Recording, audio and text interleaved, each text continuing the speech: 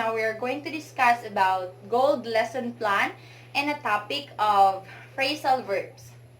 Okay, so we have here the objective to use phrasal verbs and the sentence or sentences. Subject matter, phrasal verbs uses in the sentence or sentences. And we have here the materials also, the visual aids for sentences, and guided practice. So, in number 5, procedure. So today we're going to learn about phrasal verbs and some examples of it. And it is important also so that we will know the phrasal verbs and its uses in the sentence. Okay, so the question is, what is a phrasal verb? Okay, so phrasal verb is a group of words that function as a verb. It is made up of verb plus preposition of an adverb or both, an idiomatic phrase consisting verb and another element.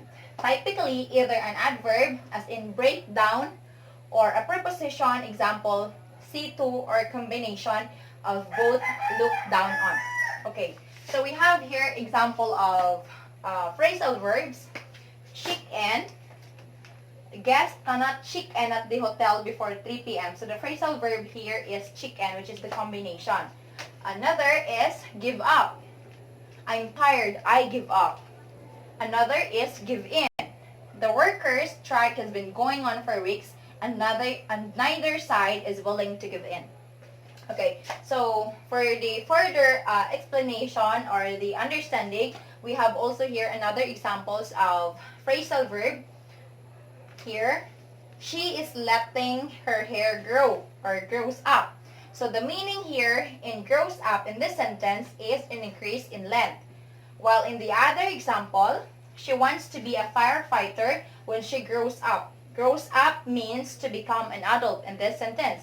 And another, it is time for him to grow up and start accepting his responsibilities, which is the meaning here in grow up is to behave in a mature way. So, phrasal verb, it has different meaning.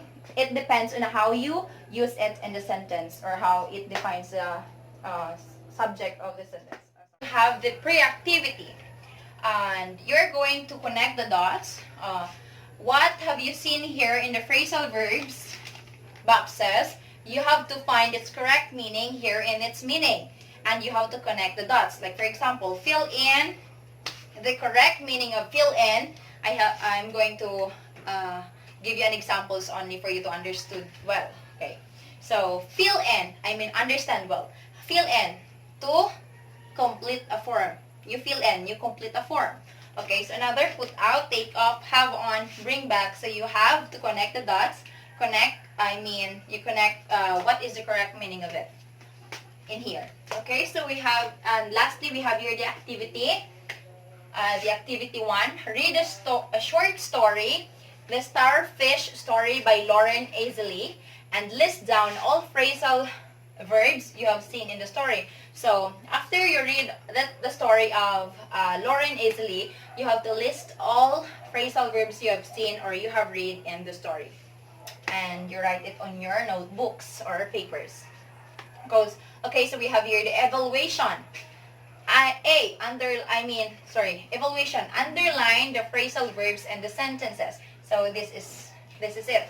So first sentence, be sure to put on a life jacket before getting into the boat. So you have to underline the phrasal verbs in the sentence 1. Another, we left out the trash for pickup. You do the same. And 3, it's time to get on the plane. Number 4, what will she think up next? And number 5, I'm having some trouble working out the solution of the equation. So you do the same. You just have to read this one. Okay.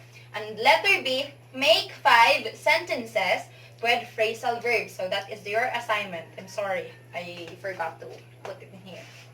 And letter C, 1 to 10, 1 out of 10. Give me 10 examples of phrasal verbs with its corresponding meaning. And that would be all. The end. It is the end already. The end of my discussion. I'm sorry. Thank you.